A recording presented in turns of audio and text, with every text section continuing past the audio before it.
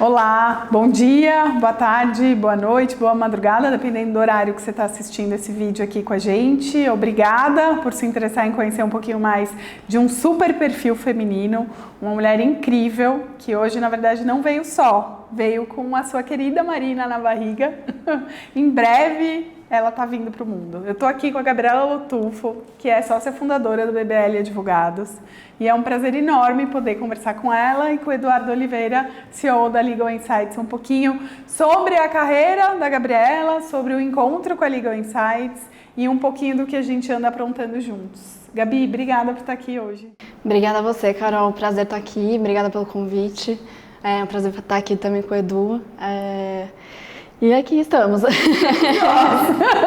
Estamos nós. Você está em muito boa companhia. Muito obrigada por ter aberto esse espaço numa agenda que eu sei que está super corrida antes da Marina vir ao mundo, para a gente poder registrar esse momento. Você, grávida, né? Eu acho que a simbologia de uma mulher grávida, sentada, contando sobre a sua carreira e contando sobre as coisas incríveis que você está fazendo é muito importante. Então, acima de tudo, eu fico muito feliz de você estar aqui grávida.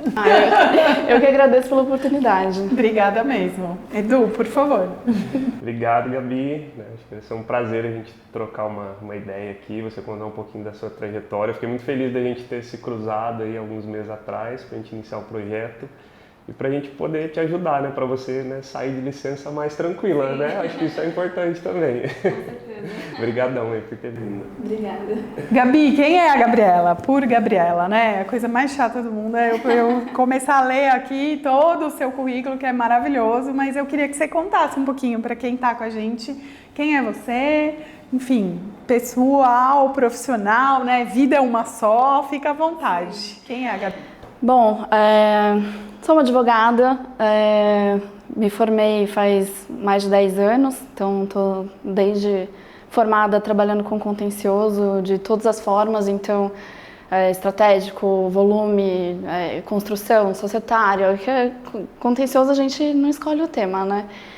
E pessoa, não sei, mulher determinada, divertida, não sei, de tudo, assim, acho que a gente tem vários momentos na vida e acho que, não sei, me define muito bem, Carol. Fica tranquila.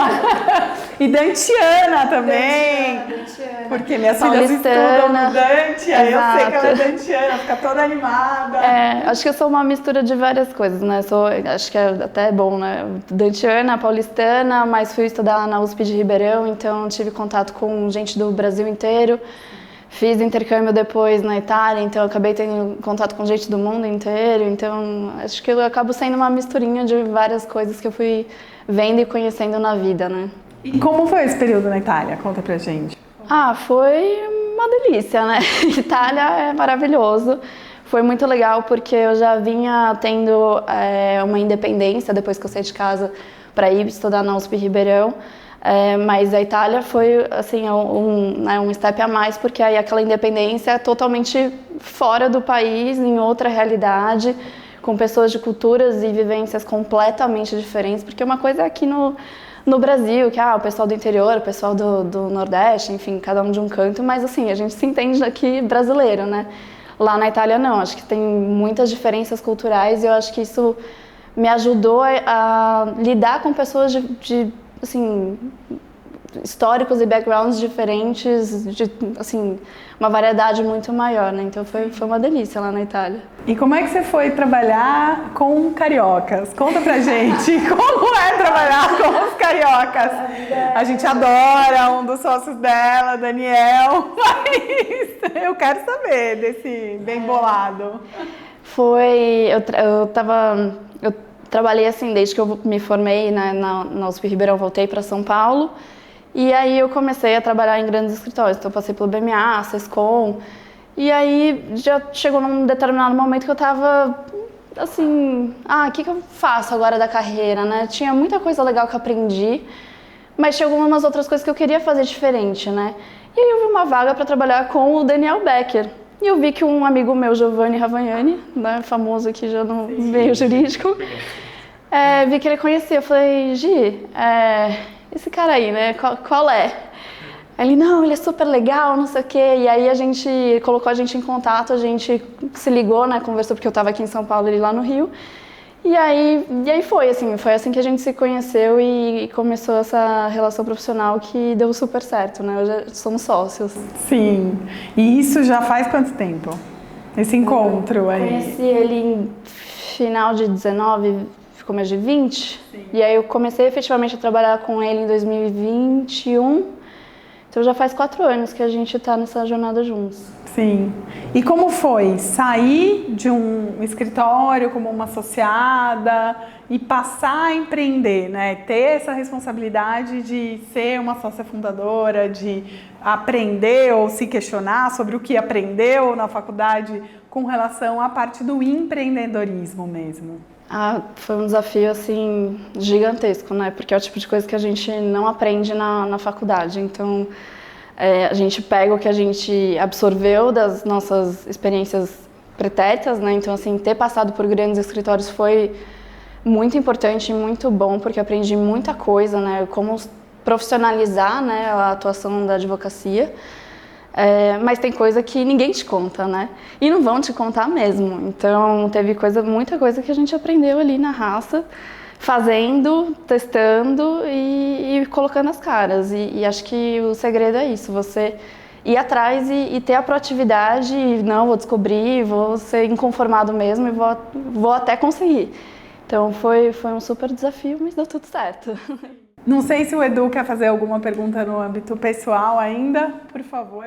Não é nem no pessoal, eu queria mais que eu aprofundar nessa jornada, assim, acho que, né, você falou em 2021, né, e a gente estava falando aqui nos bastidores antes, né, os clientes importantes que vocês têm, né, a quantidade enorme de processos que vocês administram, assim, né, então acho legal você contar, um escritório tão jovem, né, eu acho que, né, vocês já têm um super background aí, mas o escritório é jovem, né, e vocês estão fazendo um super trabalho, assim, né, em pouquíssimo tempo, com uma carteira super bacana, com clientes muito legais, né, como é que foi isso? Eu acho que isso é muito fruto seu ali, né, é isso que você falou, de chegar, pôr a mão na massa, assim, né, e ver no que vai dar, né, como é que foi isso, assim, né? Na verdade, eu trabalho com o Daniel desde 2021, mas 2022 que a gente fundou o BBL, né? Jovem ainda.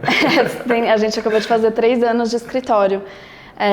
Acho que os clientes, né, que a gente tem hoje, né, e a relação, né, com eles, a gente foi muito construindo ao longo das nossas carreiras, ele e os nossos sócios também, né, e quando a gente montou o projeto e apresentou para os nossos clientes, isso foi uma coisa muito legal, que vários deles quiseram embarcar na hora, né, estavam já com a gente, assim, confiaram muito, né, nas pessoas que formavam o escritório, né, então em 3 anos, na verdade são 3 anos de BBL, mas a gente tem toda uma carreira que a gente construiu também desde que a gente está aí no mercado jurídico, então acho que o que a gente foi construindo ao longo da vida fez muita diferença para hoje o escritório chegar onde chegou, né, em tão pouco tempo, né. Sim.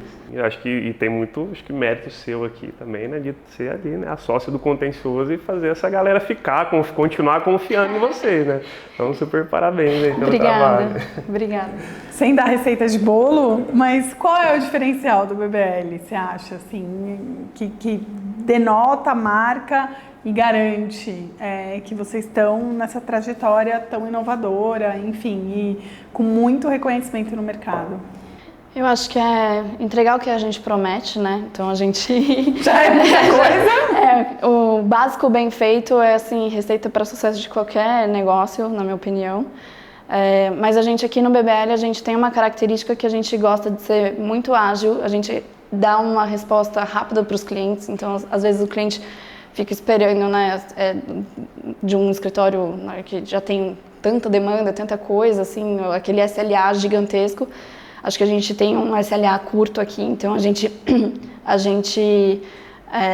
atende com agilidade e também com flexibilidade, né? A gente se adequa muito às necessidades dos clientes e eu acho que isso acaba ganhando o coração deles, porque cada um tem sua realidade, sua necessidade interna, e a gente sempre faz o possível para conseguir encaixar ali a nossa operaçãozinha com a deles, né? Então acho que isso é um diferencial nosso bem legal. Flexibilidade, adaptabilidade, resiliência, agilidade. Ou seja, dá para fazer tudo isso sem alocar tecnologia? Não.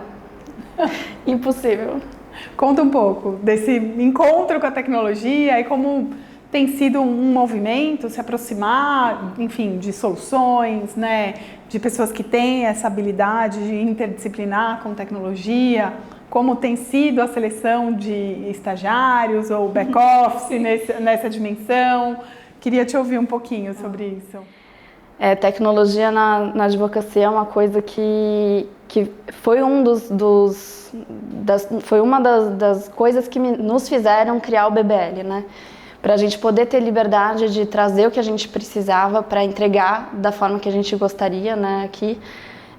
Então, a gente já desde da nascença já tinha muito essa cabeça de, vamos aplicar a tecnologia onde der para a gente aplicar. Então, porque a gente sabia que é isso que faz a gente entregar mais rápido, com mais assertividade, e uma qualidade muito maior do que a gente simplesmente fazer aquele trabalho artesanal clássico da advocacia, né? Então, olha, desde o começo, né, que a gente começou a estruturar o BBL, a gente já foi atrás de sistema que atendesse às nossas necessidades para automação de tarefas.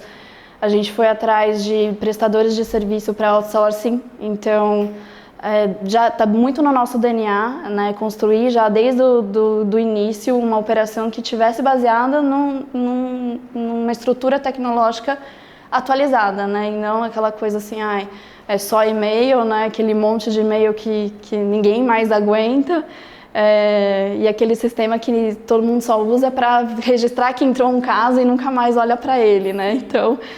desde o começo, acho que a cultura nossa sempre foi voltada para a implementação de tecnologia, né? Sim. Queria pegar um gancho aqui, enfim, até acho que bem nessa linha. Acho que por que a gente se encontrou e deu muito certo, a gente está evoluindo aí na parceria que é super recente. Mas a gente, né, se conheceu aqui no distrito, né, por coincidência, né, um ambiente de inovação, de tecnologia, que você, né, veio aqui num evento que a gente estava participando, acho que a Carol ia palestrar. E aqui a gente começou a falar, né, de tecnologia, você trouxe um pouquinho dessas dores e aqui na Ligo a gente tem muito essa cabeça que você trouxe do BBL, assim, né, de entender o cliente, né, se adaptar ao que ele precisa, né, enfim, desde o D0 o nosso DNA sempre foi isso, assim, eu acho que isso tem se mostrado realmente um diferencial, assim, na prestação de serviço, né, entender o cliente e construir algo a partir dessa necessidade, né, do que ele quer. Então acho que por isso que a gente, né, deu muito certo, match, né? Deu esse match, assim, de o que vocês querem entregar para os clientes de vocês é o que a gente quer entregar para vocês, para os nossos clientes, né? Então é bem bacana a gente poder estar nessa jornada de inovação de tecnologia junto com vocês, assim. Exato. E a gente está com esse projeto novo com vocês, né? Faz pouco tempo, mas eu já sinto que vocês têm meio que a mesma cabeça que a gente, né? Então, vocês ouvem muito a gente, assim como a gente ouve muitos nossos clientes e presta atenção nas nossas necessidades, né? Não é um negócio assim de prateleira que você simplesmente entrega e fala, olha, cliente, se vira, né? Então, acho que tem uma integração muito legal entre a gente e tô animada com o que ainda vai sair daqui. Contando um pouquinho sobre a dimensão mesmo de alocar pessoas para trabalhar nesses fluxos diferentes de gestão do contencioso, né? Uhum. O que você sente que hoje é um gap, né, das pessoas que vêm do mercado ou eventualmente da faculdade mesmo, né? Porque eu imagino que você está constantemente também recrutando estagiários, recém-formados, porque também, olhando de fora, vocês não têm necessariamente um corpo de sócios mais idosos, assim, ou mais sêniores, no sentido de idade, né? Não no sentido de maturidade. Então, me parece que tem uma grande ruptura com o modelo tradicional de escritório de advocacia, né? Olhando de fora. Não sei se você quer trazer um pouco sobre essa visão de governança, essa visão de comunicação, essa visão um pouco diferente do que é o mainstream de grande escritório de advocacia com sócios mais próximos da aposentadoria, eventualmente, que, né, talvez tenham um apego a como as coisas sempre foram feitas, né, que é uma coisa que, olhando de fora, eu não vejo muito no DNA de vocês, posso estar enganada. Tá certíssima. E aí, por outro lado, essa dimensão de o que está vindo do mercado e do banco, da faculdade, que você acha que ainda você tem um trabalho muito duro de lapidar, ou não, né? Tem surpresas muito boas, queria te ouvir um pouco. Você tá certa, a gente tá sempre em constante mudança e melhorias constantes, então, assim, a gente, quando tá lidando com tecnologia, a gente tem que tá sempre mudando, né? Não tem como manter, eu sempre fiz assim e sempre vou fazer, né? Aquela frase, por que você fez isso, né? Porque sempre foi feito assim. Pra gente não dá certo aqui, porque assim, a gente tem que estar sempre revendo o que a gente tem de tecnologia aqui dentro, porque fica obsoleto ou desencaixa do fluxo do cliente que mudou o dele também, ou até dos tribunais que estão toda hora mudando a tecnologia que eles adotam, então a gente tem que tá sempre em movimento e se adaptando, né? Então, as contratações hoje do pessoal mais jovem, o desafio maior, eu acho, é achar gente com uma base técnica forte e comprometida e que ao mesmo tempo tem esse perfil de conseguir se adaptar e aderir às tecnologias, né? Então, assim, é um perfil que a gente pena para achar, não é tão simples assim. Sim. E aí, nesse caldeirão, você acha que a habilidade socioemocional é até mais importante do que o técnico, ou não? Eu acho que a base técnica é essencial, sim, né? O que eu falo assim, eu não procuro nenhum ponto de miranda, né? Porque as pessoas se desenvolvem ao longo da, sim, carreira, né? Mas o básico, pelo menos, né? A gente precisa, né? Mas depois disso vem a comunicação, né? Sem comunicação, sem a pessoa saber como falar com os pares, falar com os superiores, falar com, né, em cima e embaixo, tudo, fica muito difícil, né? Porque ela precisa falar o que está acontecendo, onde que não está, o que fez, o que não fez, né? Porque a gente trabalha muito em equipe no direito, né? Então a gente precisa saber se comunicar de forma geral. E eu acho que isso às vezes é uma dificuldade muito grande das pessoas em geral, mas do pessoal mais jovem também, né? Porque hoje a gente está muito no WhatsApp, no home office, né? O híbrido. Então acaba tendo também esses gargalos de comunicação. De troca, né? A gente falou muito disso essa semana, que eu acho que esse tema, né, desde a semana passada, enfim, a gente foi no evento lá da FGV, enfim, a gente fez o nosso evento aqui que a Marina participou, e ela trouxe muito isso, assim, dessa coisa da academia, enfim, algo que eu particularmente sou bem distante, então eu fiquei muito curioso, assim, né? E realmente a gente vê que a grade curricular ainda precisa ser, né, mais tradicional, enfim, acho que tem essa base técnica que as pessoas precisam, mas tem esse desafio hoje, né, do mundo que a gente vive, que é aprender a ir um pouco além, que isso é a comunicação, né, as soft skills que todo mundo fala, né. Então realmente eu acho que esse tem sido um desafio, acho que para todo mundo, assim, né, para como ensinar a galera nova que está saindo da faculdade essas outras skills. Acho que a gente tem algumas, né, pessoas corajosas tentando fazer isso. Carol é uma delas, né, professora da IEV, que tenta trazer um outro olhar ali para a parte acadêmica, enfim, eu acho que e nós como, né, empregadores, enfim, também tentar na medida do possível e dando oportunidade, promovendo, né, a educação interna, promovendo cursos, enfim, a gente faz muito isso aqui na Legal. Então acho que é um desafio nosso realmente, assim, né, desenvolver para além do direito tradicional, né. Queria, porque vocês são inovadores, queria te perguntar se vocês já fazem e até levantar uma luz para isso, né? Você sabe que as grandes consultorias cada vez mais abrem um processo seletivo para pessoas mais idosas, focadas ali, né, em utilizar toda uma maturidade que já existe, uma serenidade, uma capacidade de resolver problema, de pensamento crítico, para alocar em trabalhos que talvez fossem ser feitos por estagiários e pessoas jovens, né? Eu costumo dizer que eu me preocupo muito com o envelhecimento da advocacia, né? A gente tem muitos advogados no país e me parece que a Ordem dos Advogados do Brasil pouco ou nada faz com relação à educação e, enfim, a sobrevivência mesmo de advogadas e advogados que estão ali, né, beirando seus 60 anos e que provavelmente vão viver até os 90. Não vejo escritório de advocacia abrir um programa desse ou né, deliberadamente ter um processo de formação e seleção para essas pessoas.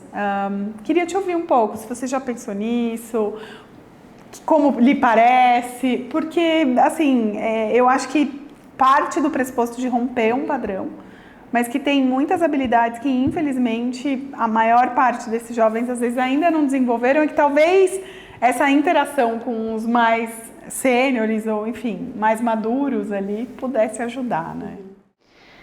Assim, um programa específico para isso a gente não tem, né? Sim. Mas eu, pelo menos, quando a gente tá num processo seletivo, eu não fico olhando idade.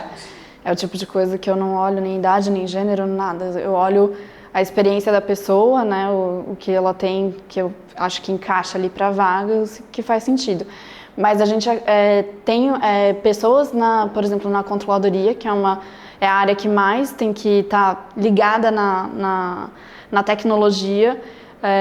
Assim, não é um grande mérito porque os sócios são todos jovens, né?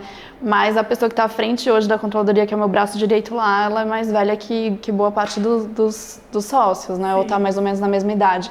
Então já é uma pessoa mais sênior, de mais tempo de mercado, de quando as coisas ainda a gente tirava a carga dos autos e fazia fórum fisicamente com aquela maquininha, né? Tirando foto do processo.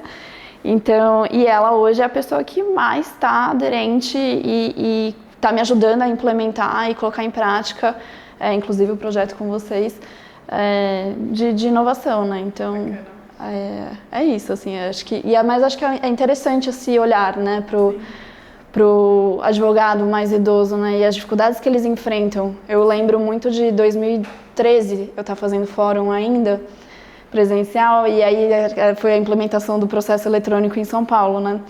E aí eu fui na sala da ordem para imprimir alguma coisa, não lembro direito, e tinha um senhorzinho tentando acessar os autos eletrônicos e pedindo ajuda, advogado, porque ele não conseguia, não sabia, e ele foi até a sala da ordem no fórum para poder fazer isso. Então, realmente, assim, já naquela época eu vi, vai ser um problema para quem tem mais idade, para quem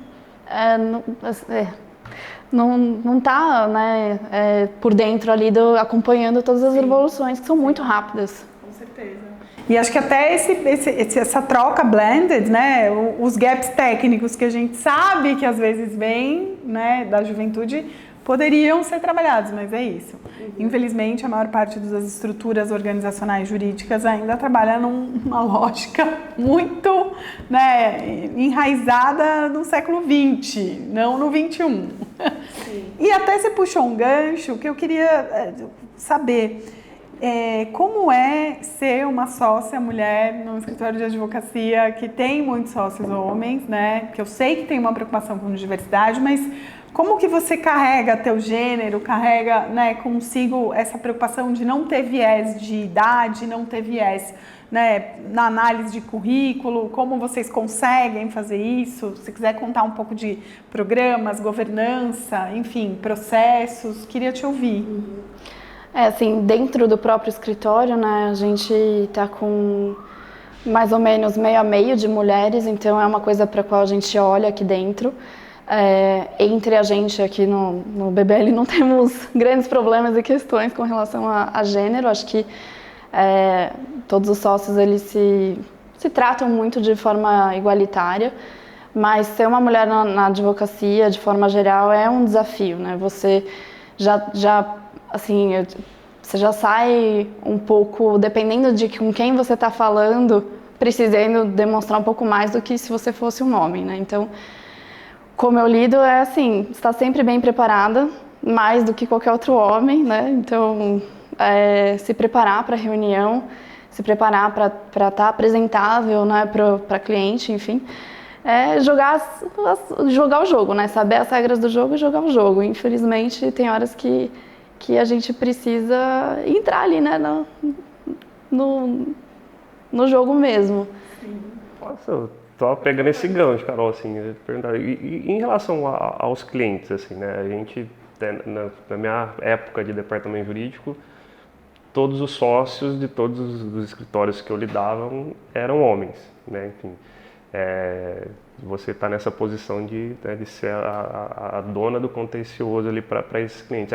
A gente acaba vendo uma mudança de perfil no jurídico, né, de mais mulheres liderando o departamento jurídico. Não sei se essa é a sua realidade, mas queria que você abordasse isso também, assim, se a sua realidade foi essa relação com mulheres líderes do outro lado ou homens líderes de departamento lidando com você como ponto focal deles, assim, como é que é a sua realidade para esse tema? Assim? Olha, hoje em dia eu lido com tanto homens e mulheres, né? Acho que, inclusive, no mercado de fintechs, que é um mercado que a gente atende bastante, tem muita mulher hoje em dia, o que é muito legal, porque geralmente fintech, banco, essas coisas eram, né, o mundo mais, né, de finanças, direito, mercado, né, de capitais, era mais voltado para o masculino, né? E hoje a gente vê que tem muita mulher na liderança, né?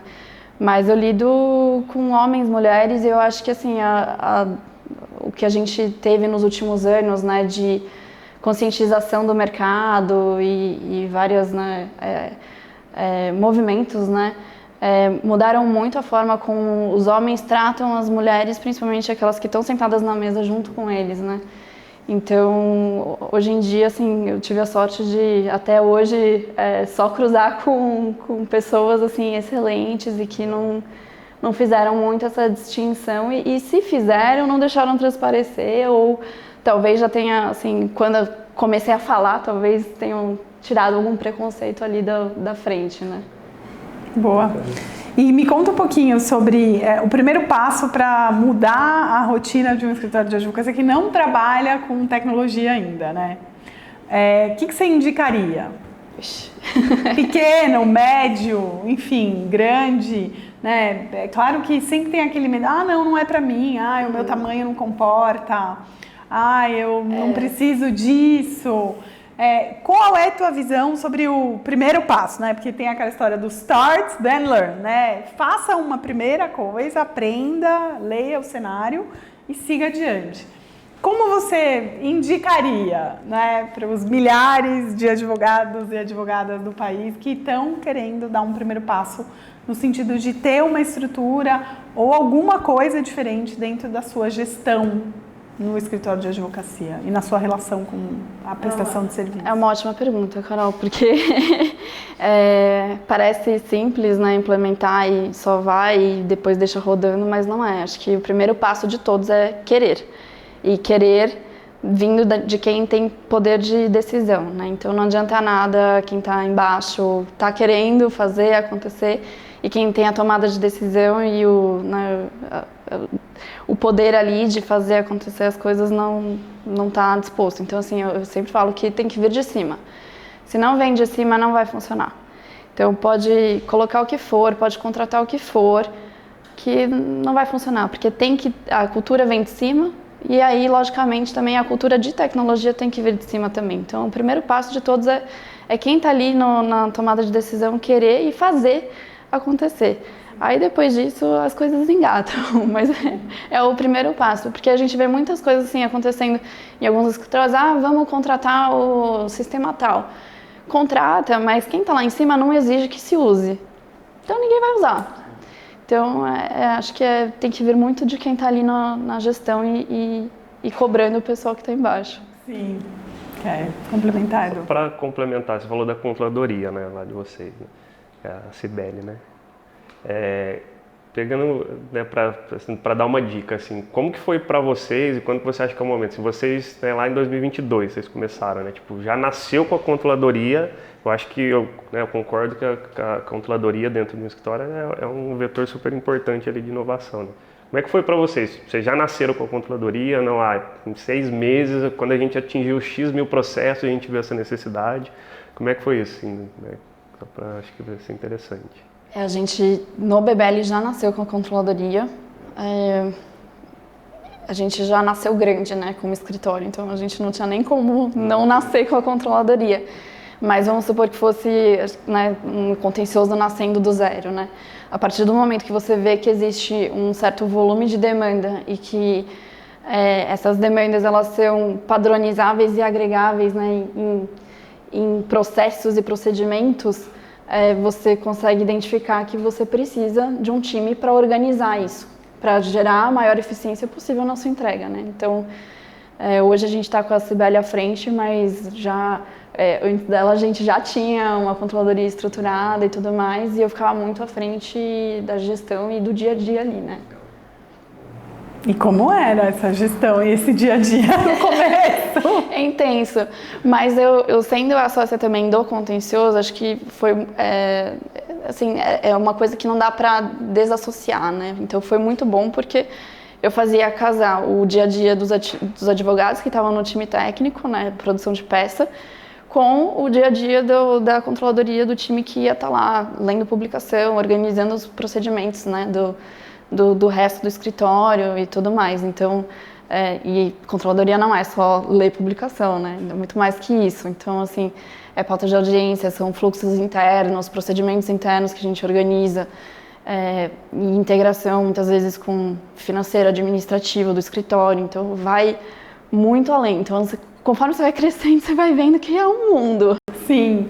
Quero puxar um gancho com uma pesquisa que foi divulgada a semana passada, do CEP, do Centro de Ensino em Pesquisa e Inovação da Fundação Getúlio Vargas, focada em entender o termômetro do escritório de advocacia e também de empresas com relação à área que hoje a gente denomina Legal Operations, mas que é uma controladoria de verdade, uma controladoria robusta, né, para não ficar só no estrangeirismo ali do inglês.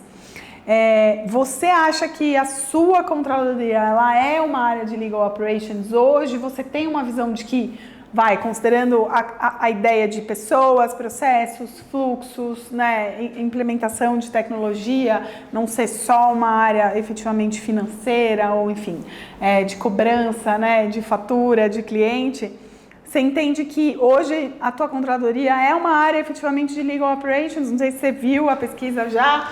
Eu sei, indico que você dê uma olhada também, ela está bem interessante. E aí eu fui uma das debatedoras do evento e o Zavalha me perguntou uma hora, você acha que hoje existem mais projetos soltos ou estratégia organizacional efetivamente dentro do escritório de advocacia e dentro de empresa? Minha resposta foi que a minha visão é que em escritório a gente ainda está em projetos soltos. Sim.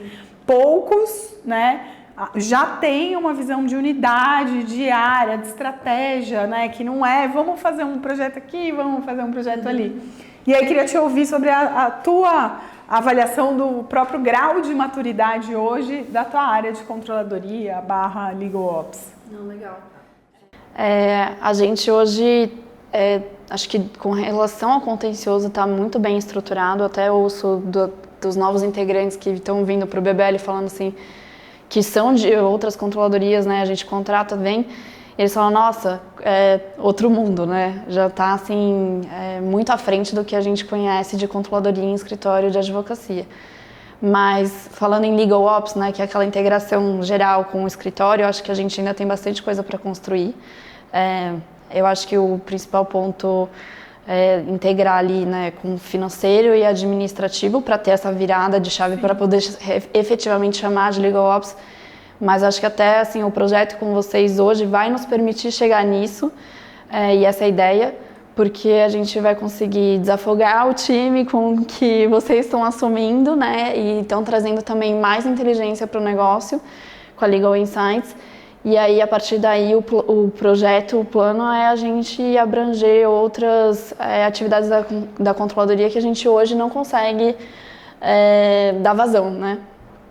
Então, a parceria com vocês vai ser excelente para isso. Olha só, boa! É sempre muito bom a gente falar sobre expectativas, não é? Olá! Ainda mais, né, gravando e tal, as expectativas precisam ser ditas. Sim. Muito obrigada por trazer. E as expectativas são sempre uma oportunidade da gente encantar o cliente, da gente se superar, né, inclusive organizacionalmente.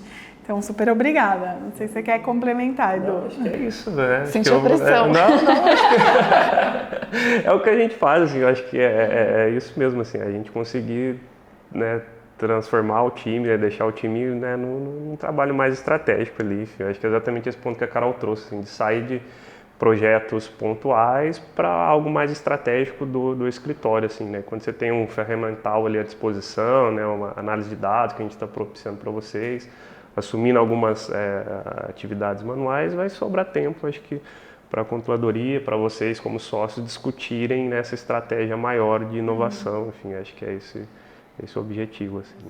E agora eu queria saber sobre outras expectativas. Quais são as expectativas da Gabriela com relação à Marina, com relação à maternidade, com relação a como, né, você acha que a vida profissional vai te acolher ou vai, enfim, te repelir nesse novo papel? Queria te ouvir um pouco. Olha, do que eu já tive de experiência, assim, né, falando para as pessoas, clientes e parceiros e tudo mais, né, sobre a gravidez, eu tive, assim, a grata surpresa de ver todo mundo feliz e super apoiando, né, esse momento. Então, eu acho que, assim, os próximos meses vou sair de licença, né? Tem a minha equipe que está super bem já treinada e instruída para esse período. Então, assim, o essencial é você ter gente que você confia, né? Para esse momento de ausência. E aí a volta vai ser uma incógnita, né? Porque eu não sei como é que vai ser essa criaturinha aqui que tá vindo para o mundo, né? Se ela vai dar trabalho, se não vai. Mas eu acho que é o que eu falei um pouco antes, né? Comunicação. Então, assim, eu me comunicando bem com os meus sócios, com as minhas equipes, com clientes, eu acho que dá para dar conta de tudo e ir levando, né? Falar, tá acontecendo isso, tá acontecendo aquilo, enfim, alinhando e tendo a equipe que é maravilhosa e que me dá o suporte que eu preciso, né? E uma coisa que a minha psicóloga, né, falava muito é que quando você se torna mãe, você se torna muito mais prática e objetiva. Sim. Então o que não importa, você já corta logo e o que interessa, você vai muito mais direto ao ponto. Então talvez eu veja essa mudança aqui em mim, né? Sim. Vou te dar uma dica e para vocês também. Tiffany Dufu, ela tem um TED Talk chamado Let the Ball Drop, né? Deixa a bola cair. Que essa ideia que vendem de que a gente vai dar conta de tudo, galera, ela é, na verdade, para te aprisionar, assim. Você não vai dar conta de tudo. A grande questão é você ter o protagonismo e a liberdade, você decidir qual bola vai cair e em qual momento. Porque senão você fica presa a um ideal que ele é inatingível. Porque, assim, essa é a grande verdade. Você estava comentando há pouco. Antigamente, as crianças supostamente tinham uma mãe o tempo todo ali, disponível, etc. Não significa com qualidade, necessariamente, mas a possibilidade de exercer uma carreira, de existir além do lar, ela traz consigo, sim, algumas perdas, né? Mas acho que quando a gente tem o protagonismo e a liberdade, né? E o eu aguento o tranco de, cara, eu não vou ficar aqui porque eu vou sair com as minhas crianças, desculpa, não vai dar, tô deixando essa bola cair, ó. Agora é a outra bola que eu vou deixar. Crianças, não vou poder ficar com vocês no fim de semana porque eu vou ter que trabalhar.